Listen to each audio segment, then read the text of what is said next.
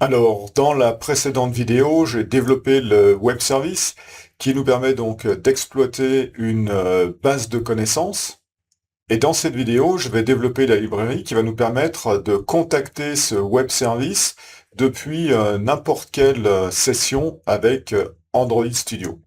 Alors bien sûr, je vais m'aider de Claude pour générer en fait cette librairie. Et ce que j'ai commencé par faire ici, c'est de lancer Claude dans Android Studio. C'est très simple, hein, on prend un terminal, on tape Claude, on a cette interface. Alors ce que j'ai fait également, c'est que j'ai copié dans le répertoire racine du projet deux fichiers Markdown, Web Service API, qui est en fait le manuel d'utilisation de l'API, du web service, et qui essentiellement va décrire l'utilisation des différents endpoints. Et donc, 5, 6, voilà, le endpoint qu'on va utiliser, c'est celui qui s'appelle donc API Knowledge, et on va l'utiliser avec la méthode POST, qui permet effectivement de créer une nouvelle fiche de connaissance, de l'enregistrer dans la base SQLite, car avec la méthode POST, on peut lui passer dans le body de la requête un objet JSON qui est la fiche de connaissance. Ensuite, j'ai collé un deuxième fichier, promptclaude.md. Bien sûr, comme son nom l'indique, c'est le prompt que je vais soumettre à Claude. Alors comme c'est un prompt un petit peu complexe, hein, qui est presque un cahier des charges en fait, c'est la raison pour laquelle je l'ai mis dans un fichier. Donc le prompt pour la création de la librairie KB Sender, d'abord un petit peu de contexte.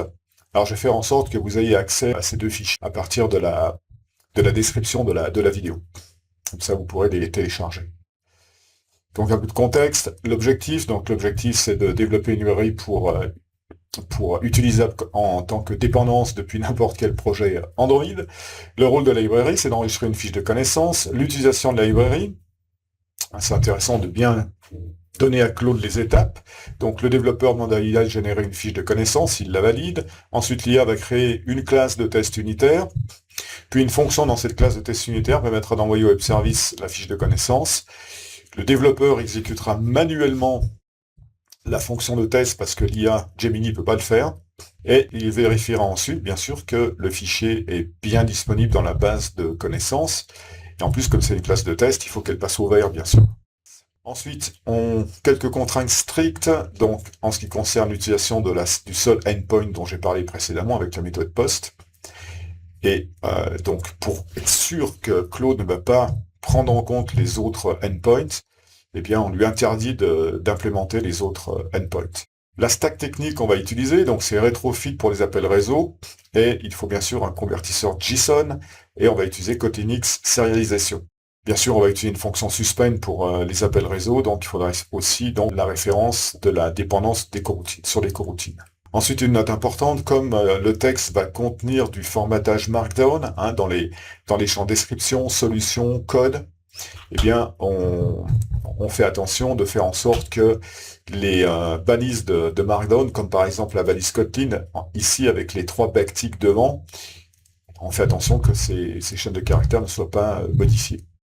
Ensuite, qu'est-ce que je demande à Claude de faire? Eh bien, de déclarer le module, parce que bien sûr, le développement en fait de la librairie va se faire dans un module autre que le module app, de créer le modèle de données, de générer l'interface Retrofit et tout ce qui va bien pour exécuter un appel réseau, de créer la classe de test unitaire, de créer la fonction d'envoi.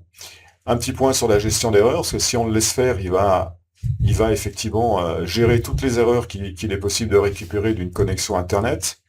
Donc là, on n'a pas besoin de gérer toutes les erreurs, parce qu'en fait c'est très simple, hein, soit le test passe, soit il ne passe pas. Et puis en fin de parcours, donc on aura besoin qu'ils nous disent comment on installe la librairie qu'on aura créée dans Maven Local, et comment on fait dans un autre projet pour référencer cette librairie et pouvoir l'utiliser pour envoyer des fiches de connaissances. Et puis quelques informations issues de retours d'expérience que je vous laisse lire. Une fois que ça c'est fait, je vais lancer les opérations avec Claude et j'ai préparé un prompt. Je vais le faire en 2 prompts. Un premier qui lui demande de lire et d'analyser les 2 fichiers et de me dire s'il en comprend bien l'objectif. Donc voilà, je vais soumettre ce prompt. Donc là, je vais laisser Claude travailler. Ça va lui prendre un petit moment pour analyser les 2 fichiers. Et donc on se retrouve dès qu'il a terminé.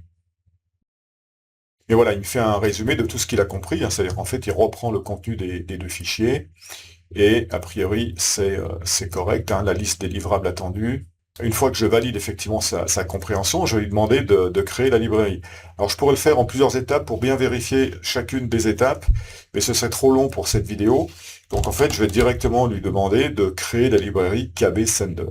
Et je soumets le prompt. Alors il faut bien avoir à l'esprit que la nature d'une IA, c'est pas une nature déterministe, c'est une nature probabiliste. C'est-à-dire que si on soumet plusieurs fois à une IA le même prompt, il y a de fortes chances pour que le résultat soit différent à chaque fois. Et il pourrait même être très différent.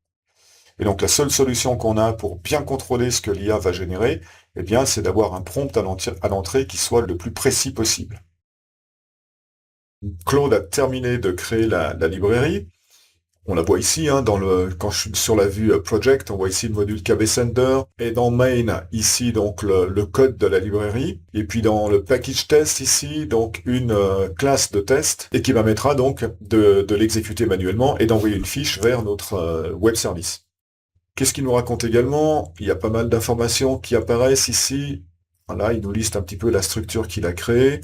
Donc je ne vais pas détailler, hein, parce que ce serait un peu trop long. Donc on a ici la technique pour publier la librairie dans Maven Local, donc c'est une commande /gradleview. On passe ici en premier le nom de la librairie et puis la commande à exécuter, publish to Maven Local. Donc ce que je vais faire, c'est que je vais la copier. Pour exécuter le test, il faut se mettre bien sûr dans la classe de test ici, et je vais exécuter la fonction. Et pour l'instant, la fonction, il n'y a pas de quoi l'exécuter. Pourquoi? Parce que c'est pas synchronisé ici. Donc je lance la synchro. Ok, donc là maintenant, on a bien effectivement la possibilité de lancer, d'exécuter cette fonction test. Alors d'abord, ce que je vais faire, ce que j'ai prévu de faire, c'est de lancer bien sûr le web service, hein, je l'ai lancé ici précédemment, et puis dans un navigateur internet, on va regarder effectivement, donc là je suis sur localhost 8002, et on va regarder si effectivement on va bien ajouter une fiche de connaissances. Donc je reviens sur le projet ici, dans la classe de test, et je vais exécuter cette fonction. D'abord, ce qu'il veut vérifier, c'est que le test passe et que voilà, ça soit en vert. One test pass. Donc ça, c'est déjà bien.